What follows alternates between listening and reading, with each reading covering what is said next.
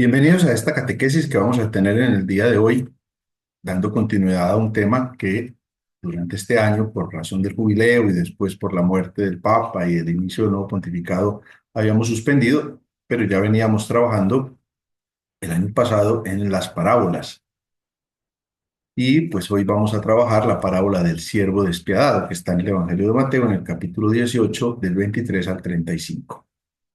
Comencemos por ponernos en la presencia del Señor, invocar la gracia del Espíritu Santo sobre nosotros. En el nombre del Padre, del Hijo y del Espíritu Santo. Amén. Ven Espíritu Divino, manda tu luz desde el cielo, Padre amoroso del pobre, don en tus dones espléndido. Luz que penetra las almas, fuente del mayor consuelo. Ven dulce huésped del alma, descanso de nuestro esfuerzo. Tregua en el duro trabajo, brisa en las horas de fuego. Gozo que enjuga las lágrimas y reconforta en los duelos. Entra hasta el fondo del alma, divina luz y enriquecenos. Mira el vacío del hombre si tú le faltas por dentro. Mira el poder del pecado cuando no envías tu aliento. Riega la tierra en sequía, sana el corazón enfermo. Lava las manchas, infunde calor de vida en el hielo. Doma el espíritu indómito, guía al que tuerce el sendero. Reparte tus 7 dones según la fe de tus siervos. Por tu bondad y tu gracia, dale al esfuerzo su mérito. Salva al que busca salvarse y danos tu gozo eterno. Amén. Vamos a concentrarnos entonces en esta parábola que la han titulado o la parábola del siervo despiadado. También la pueden encontrar en algunas traducciones con el título la parábola del siervo sin entrañas. Recuerden siempre que los títulos que aparecen en la Sagrada Escritura no son palabra de Dios. Por eso entre uno y otro casa editorial pues pueden haber diversidad de títulos, como es el caso de esta parábola. No es que el Señor titule una parábola con un nombre, el Señor simplemente narra la parábola. Vamos entonces a leer el texto completo y luego lo voy a dividir en 3 partes para la mayor comprensión. El texto está en el Evangelio de San Mateo, en el capítulo 18, versículos del 23 al 35. Por eso el reino de los cielos es semejante a un rey que quiso ajustar cuentas con sus siervos. Al empezar a ajustarlas, le fue presentado uno que le debía 10.000 talentos. Como no tenía con qué pagar, ordenó el Señor que fuese vendido él, su mujer y sus hijos y todo cuanto tenía, y que se le pagase. Entonces el siervo se echó a sus pies y postrado le decía: ten paciencia conmigo, que todo te lo pagaré. Movido a compasión, el señor de aquel siervo le dejó en libertad y le perdonó la deuda. Al salir de allí, aquel siervo se encontró con uno de sus compañeros que le debía 100 denarios. Le agarró y ahogándole le decía: paga lo que me debes. Su compañero, cayendo a sus pies, le suplicaba: ten paciencia conmigo, que ya te pagaré. Pero él no quiso, sino que fue y le echó en la cárcel hasta que pagase lo que debía. Al ver sus compañeros lo ocurrido, se entristecieron mucho y fueron a contar a su señor todo lo sucedido. Su señor entonces le mandó llamar y le dijo: siervo malvado, yo te perdoné a ti toda aquella deuda porque me lo suplicaste. ¿No debías tú también compadecerte de tu compañero, del mismo modo que yo me compadecí de ti? Y encolerizado su señor le entregó a los verdugos hasta que pagase todo lo que le debía. Esto mismo hará con vosotros mi Padre Celestial si no perdonáis de corazón cada uno a vuestro hermano. Hasta ahí el texto que va del versículo 23 al versículo 35. Como podemos ver, pues el versículo 23 abre el relato y el versículo 35 lo cierra. La parábola en sí misma está del versículo 24 al versículo 34. En este cuerpo de las parábolas vamos a encontrar como 3 escenas cuyo escenario y protagonistas cambian. La primera escena va a transcurrir entre el rey y el siervo, que está del versículo 24 al versículo 27. La segunda escena está entre el siervo y su colega, del versículo 28 al versículo 30. Y la tercera escena, de nuevo, entre el rey y su siervo, del versículo 31 al 34. Como vamos a ver, cada una de estas 3 escenas comienzan con una introducción narrativa. En la primera y en la segunda habla primero el deudor respectivo con gestos y palabras que son casi idénticos. En la tercera escena, finalmente, se narra lo que el acreedor hace con el deudor.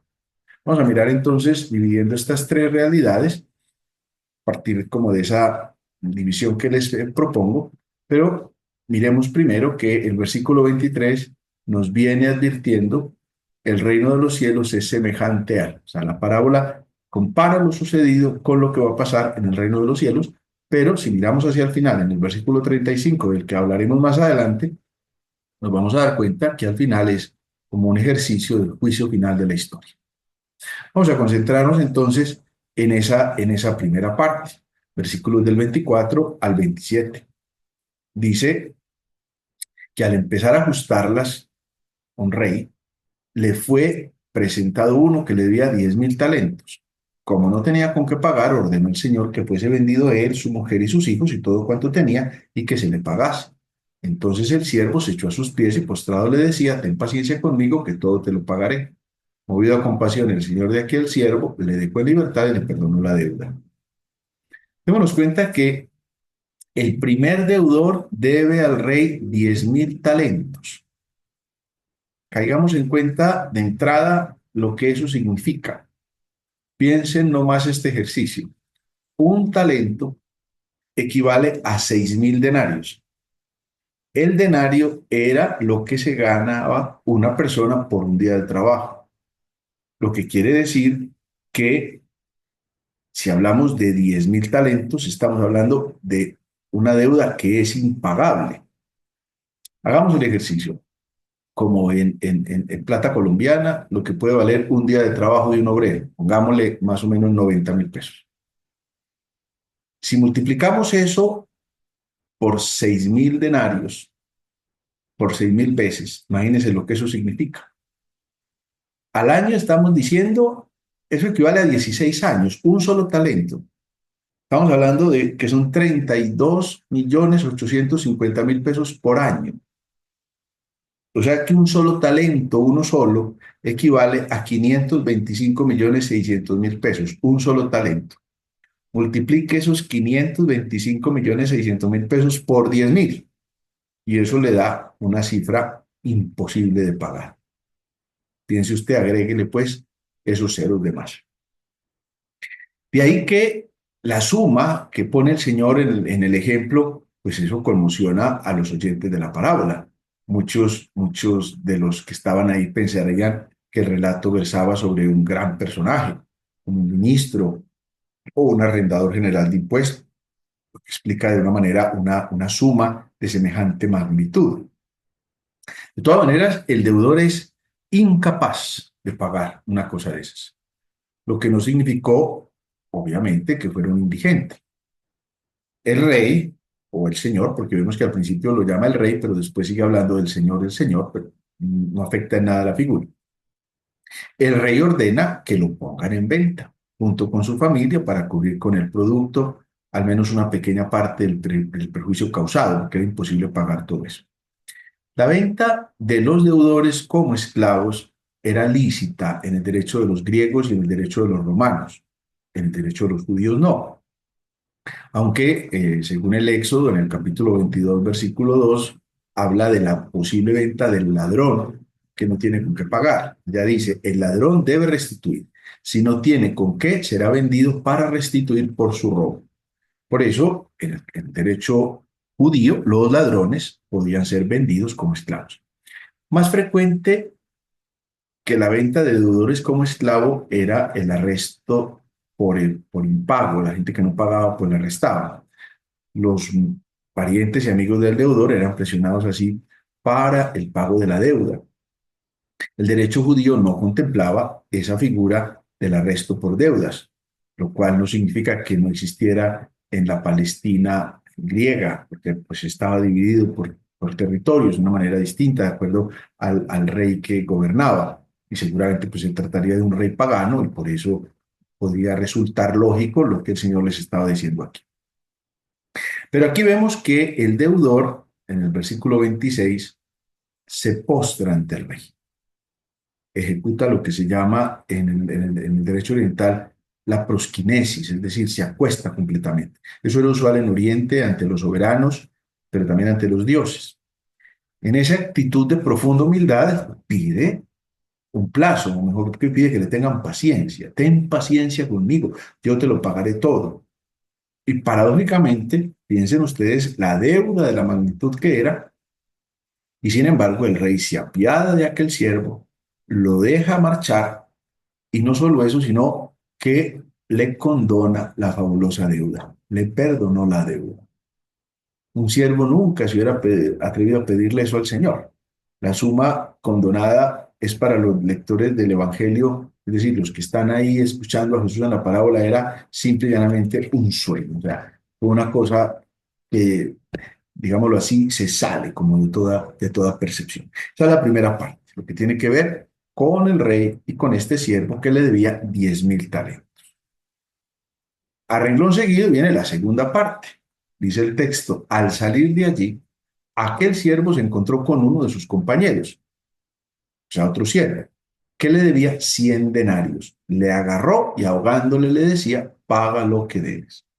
Su compañero, cayendo a sus pies, le suplicaba, ten paciencia conmigo que ya te pagaré. Pero él no quiso, sino que fue y le echó en la cárcel hasta que pagase lo que debía. Fíjense ustedes la desproporción. Al primero le perdonaron 10.000 talentos. Y ahora reflexionábamos, un talento equivale a 6.000 denarios, que se pagan 16 años. En cambio, aquí estamos hablando como este debe 100 denarios, o sea, debe 100 días de trabajo. Es una deuda irrisoria en comparación con la que le fue perdonada. Tiene el mismo gesto el siervo que tuvo el primer siervo con el rey. Cayó a los pies y le suplicaba. Si miramos esos dos versículos, son casi iguales. Ten paciencia conmigo, que ya te lo pagaré. Sin embargo, vemos cómo es la realidad. Él no quiso, fuera de eso ya lo estaba ahogando, como dice el versículo 28, y fuera de eso lo metió a la cárcel. Y eso es lo que genera la indignación en los compañeros siervos que lo ven. Y por eso van, como lo vamos a ver enseguida, van y ponen al Señor, al Rey, al corriente de lo sucedido. Vemos entonces que eh, es una suma que este señor debe que hasta cualquier agricultor pobre podía juntar en el curso de su vida. Sin embargo, el personaje primero al que le habían perdonado agarra y estrangula al hombre. Esto no era frecuente, pero constituía un delito. Él está cometiendo un delito. El pequeño hace exactamente lo mismo que había hecho el otro siervo. Le pide un plazo a su acreedor para poderle restituir. Su petición no carece para nada de realismo, dado de lo modesta que es la cuestión, de lo que debe. Al otro, en la primera parte que acabamos de ver, pues sí era casi ridículo decir eso porque no tendría con qué pagar. A pesar de que este sí es probable, el acreedor se niega y manda arrestar a su compañero siervo. Lo ahogaba y lo llevaba a prisión, como acabamos de ver aquí en el texto que estamos leyendo. No lo vende como esclavo, que fue lo que mandó el rey en la primera parte. Y no lo vende no por amistad humana, sino porque la suma que le adeuda es inferior al precio de un esclavo. Por eso no puede venderlo según ni el derecho griego, ni el derecho judío, romano, ni menos el derecho judío, porque como decíamos ahorita, era solo para los ladrones. El grande, o sea, el primero al que le perdonaron, se comporta brutalmente, pero podríamos decir, era la forma corriente de lo que cualquiera en el pueblo podía hacer.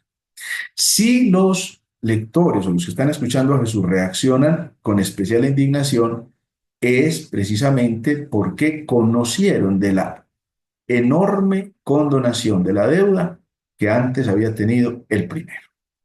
Por eso les parecía absurdo lo que este hombre estaba haciendo. Ahora queda claro por qué la suma deudada por el primero tuvo que ser tan inauditamente elevada. No porque el ministro fuera ministro, o porque el deudor fuera ministro, como les decía ahorita, o un gran personaje, un gran empresario, sino para que la condonación de lo inmenso convierta en escándalo la negación de lo mínimo. Fíjense cómo es el juego de la lógica de esta parábola. Y así llegamos a la tercera parte de esta parábola.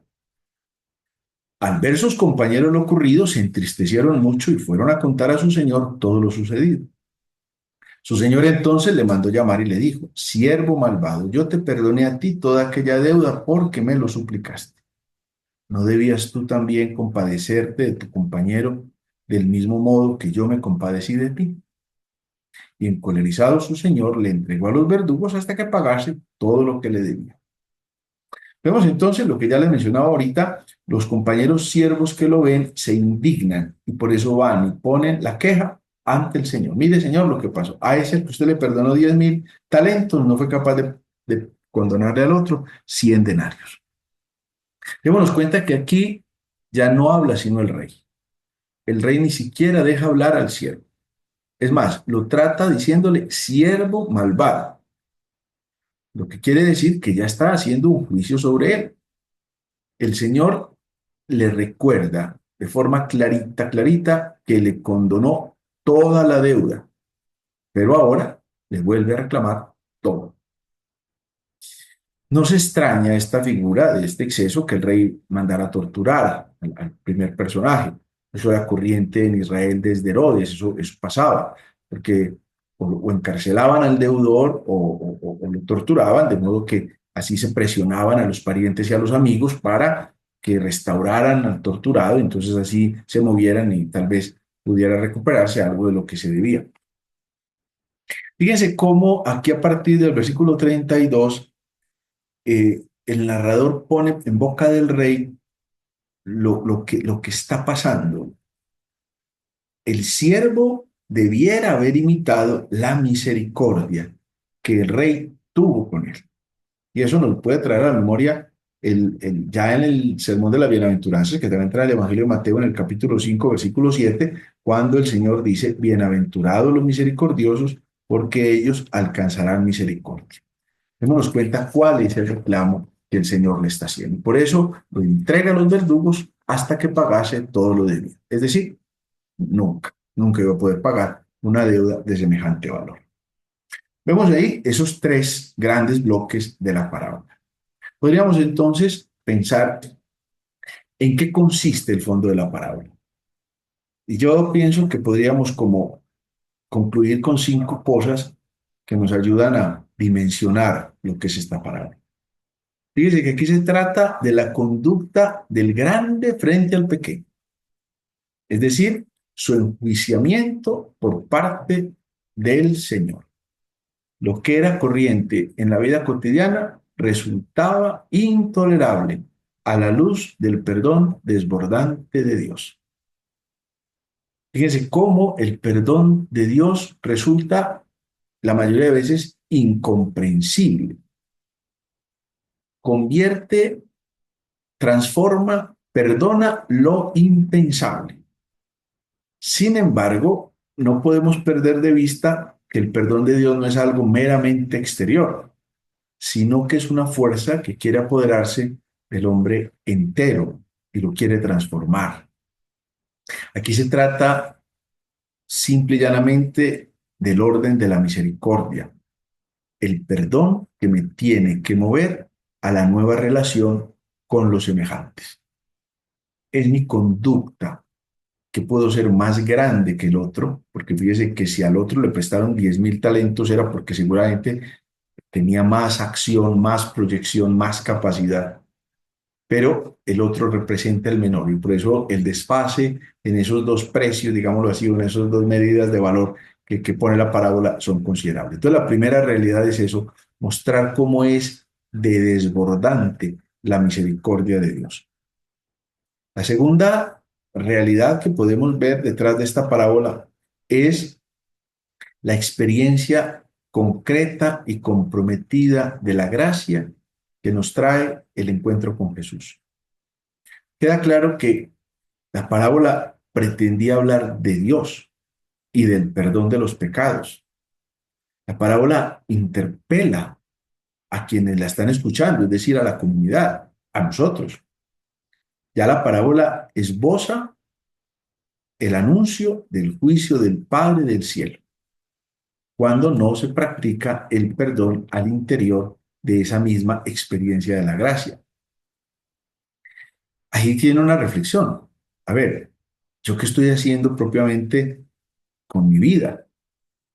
El papel grande del despiadado puede ser el papel de cualquiera, porque con facilidad estamos juzgando, acusando, señalando, no perdonando, aunque para nosotros mismos sí estamos tratando de encontrar en todo momento el perdón, la comprensión, queremos que a nosotros se nos perdone todo. Como dice un adagio italiano, para nosotros queremos, para los demás queremos guante de hierro, en cambio para nosotros queremos guante de terciopelo, haciendo referencia cuando se hacían aquellas luchas en las que al final al condenado le pegaban con un guante de hierro, pero para nosotros queremos un guante de terciopelo, es decir, que todo sea perdonado. Entonces, ahí hay una experiencia concreta y comprometida de la gracia. ¿Qué hace la gracia en mí? ¿No debías tú haber tenido compasión de tu hermano como yo tuve compasión de ti? Fíjense que es el ejercicio de la gracia, que no es solamente una realidad que se queda en mí, sino que tiene que transformarse y transparentarse en la relación con el otro. La tercera realidad que nos muestra precisamente es esta realidad de que el perdón divino precede al humano en la parábola. Es decir, el perdón humano es la condición para que el perdón divino sea efectivo en el juicio final, como nos lo dice el Señor cuando nos enseña el Padre Nuestro. Perdona nuestras deudas como también nosotros perdonamos a nuestros deudores, que en castellano, al menos aquí en Colombia, lo traducimos como perdona nuestras ofensas, como también nosotros perdonamos a los que nos ofenden. Pero la verdad es que sería más fiel, digámoslo así, al griego, perdona nuestras deudas, como nosotros perdonamos a nuestros deudores. Pero bueno, no deja de ser una traducción. Fíjese que la formulación final lo que pide literalmente es el perdonar de corazón. Sugiere entonces que el perdón de los pecados no significa solamente una reanudación exterior de las relaciones con los demás, sino que implica una entrega total a ellos. El perdón de pecados fraternal no es algo accesorio, como algo superficial. La falta de amor interhumano no es un pecado menor, afecta el núcleo de la relación con Dios. De hecho, si miramos en la Sagrada Escritura, el apóstol Santiago en el capítulo 2, versículo 13 dice, porque quien no tuvo misericordia será juzgado sin misericordia. La misericordia se siente superior al juicio. Es decir, el juicio será sin corazón para quien no tuvo corazón. Entonces podríamos uno preguntarse, pero entonces ¿puede Dios, que perdonó todos los pecados a los hombres, anular este gran acto de gracia? Porque la carta a los Romanos, en el capítulo 11, versículo 29, dice, los dones y la vocación de Dios son irrevocables. O sea, Dios una vez que me da la gracia no la va a revocar. Sin embargo, podríamos considerar tres grandes santos que han reflexionado sobre esto. Aquí solo les puse la de Santo Tomás de Aquino, pero antes de Santo Tomás, en orden cronológico, va San Agustín y luego San Alberto Magno y luego Santo Tomás. San Agustín dice, por ejemplo, los pecados perdonados vuelven cuando no hay amor fraterno. Fíjese la explicación que hace San Agustín. Como que vuelve ese mismo pecado. ¿Por qué? Porque faltó el amor fraterno. Así me perdonaron. San Alberto Magno dice, ciertos pecados mortales anulan el perdón otorgado. Y por eso les pongo aquí solo la de Santo Tomás, porque me parece que junta muy especialmente tanto la afirmación de San Agustín, los pecados perdonados vuelven cuando no hay amor fraterno, como la de San Alberto Magno, ciertos pecados mortales anulan el perdón otorgado, porque dice Santo Tomás, cada pecado mortal sucesivo, con cada pecado mortal sucesivo, vuelven los pecados cometidos anteriormente a causa de la ingratitud. Fíjense qué cosa tan especial es la palabra que usa, que es la palabra ingratitud. Cómo el perdón de Dios puede ser arruinado por el desamor humano, de suerte que la culpa anterior atrape de nuevo al hombre. O sea, en el fondo, sí, yo soy liberado por el Señor, pero yo no hago el ejercicio de liberarme. Por eso el perdón humano es condición para que el perdón divino sea efectivo. Es como el requisito clave que nosotros tenemos que considerar. La cuarta realidad que se me ocurre a la luz de esta parábola es precisamente cómo el capítulo 18 de Mateo nos muestra la relación mutua de los discípulos entre sí. Es decir, habla de la vida de la iglesia, habla de la vida de la comunidad, porque desde el principio la comunidad, y por siempre ha estado, pierde con mucha facilidad el sentido del otro. Y cuando yo pierdo el sentido del otro, pierdo el sentido de la iglesia. Yo no puedo dejar de reconocer que la iglesia es comunión vivida y sentida. La iglesia no es iglesia si no es comunión. Es decir, si el otro no me duele, si el otro no me afecta, si el otro no me importa, lo importante soy yo, cómo me va a mí, cómo me libero de la realidad, cómo salgo adelante con mis circunstancias y en cierta medida el otro que se defienda como pueda. Tengamos en cuenta que la parábola la está contando el Señor presente a sus discípulos. Los discípulos son los primeros interpelados y es para ellos que les está diciendo que ellos pueden adoptar diversos papeles. Fíjense que ahí uno puede ser el gran deudor por todo lo que Dios me ha perdonado a mí, pero también uno puede volverse el otro, el que quiere, el que brega, pero no tiene la oportunidad, porque no se lo da al otro, la comunidad no le da la oportunidad. Fíjense cómo esa es la vida de la iglesia. En la iglesia todos somos frágiles, eso sin duda. Todos somos pecadores. Así comienza precisamente la Sagrada Eucaristía, la Santa Misa, cómo comienza después de que hacemos sobre nosotros la señal de la cruz. Yo confieso ante Dios Todopoderoso, porque todos somos pecadores. Pero eso no puede anular mi sentido de corresponsabilidad frente al otro. Y la última conclusión que se me ocurre es precisamente cómo el desprecio de los pequeños, aquí hablo por pequeño del siervo que debe menos, y la negación del perdón a los hermanos es lo que provoca el juicio de Dios. Fíjense cómo Jesús aparece en la parábola de aquí del capítulo 18 de Mateo que estamos viviendo, como el maestro que nos está recordando en todo momento el tema del perdón.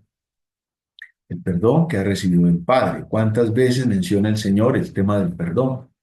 ¿Cuántas veces hace gestos concretos de perdón? Piense, por ejemplo, con un par de mujeres que aparecen en la Sagrada Escritura. Una que llega a la casa de Simón el Fariseo, a la que ya todos tenían juzgada y condenada, y que entra en silencio y va hasta donde está Jesús y empieza a lavarle los pies con sus lágrimas y a enjugárselos con sus cabellos. Y Simón el Fariseo entonces hace ya un juicio, no sobre la mujer, sino sobre Jesús, y empieza a pensar, si este realmente supiera, si este fuera realmente quien creo, sabría que esa mujer que lo está tocando es una gran pecadora. Y Jesús toma ese episodio para decir, ¿quién amará más? Aquel al que se le perdona más. Y otro episodio también con otra mujer es cuando traen una mujer en flagrante adulterio, aquí llamamos la mujer adúltera, que quieren apedrear, pero ya habían acabado con ella por toda la calle, en cierta medida cuántas cosas gritarían y pues en un pueblo pequeño como era en ese momento Jerusalén, pues todo el mundo tuvo que haberse dado cuenta de lo que pasaba. Sin embargo, tampoco es a ella, porque a ella ya la condenaron. Fíjense que ahí le dicen a Jesús, la ley de Moisés manda que una mujer encontrada en flagrante adulterio pues debe ser apedreada. ¿Tú qué dices? Fíjense que ya el juicio está sobre Jesús, porque Jesús lo que hubiera contestado sale perdiendo. Si contesta que la apedreen, entonces todo lo que había predicado sobre la misericordia cae de peso. Si Jesús hubiera dicho que no la apedreen, entonces eso sí haría que él estaría así de modo concreto, contradiciendo la ley de Moisés y ya podría ser Jesús el acusado. Sin embargo, el Señor sale con una frase que ninguno pensó, el que esté sin pecado que tire la primera piedra. Y todos, desde el más viejo, se fueron retirando. Luego encuentra a la mujer sola y simplemente le pregunta, ¿dónde están los que te acusaban? Se han ido, Señor. Le dice dos cosas, yo tampoco te condeno, vete. Y la otra cosa es, no vuelvas a pecar. Pues aquí tenemos nosotros que darnos cuenta que es precisamente una permanente orientación al perdón y a la misericordia. Darnos cuenta de cuántas cosas nos ha perdonado el Señor. Cuánta gracia y misericordia cada uno de nosotros ha recibido del Señor. Si antes de emitir cualquier juicio negativo, puede que sea verdadero, pero muchas veces es falso. Cuando vamos a emitir un juicio duro que quiere acabar con el otro, que quiere denigrar al otro, pensáramos en lo que Dios ha hecho en nosotros, cambiaríamos de actitud, porque más grande ha sido la misericordia de Dios con nosotros.